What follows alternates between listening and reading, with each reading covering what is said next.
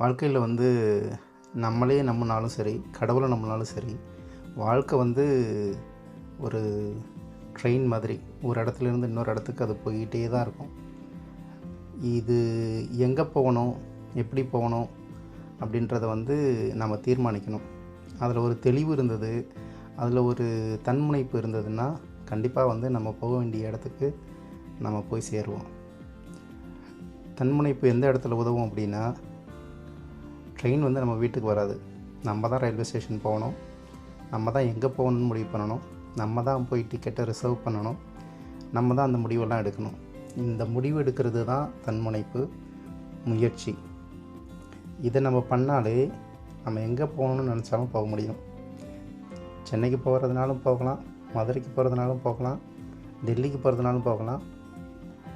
முடிவு நம்மளோட தான் இருந்ததுன்னா அந்த பயணமும் ரொம்ப சுகமாக இருக்கும்.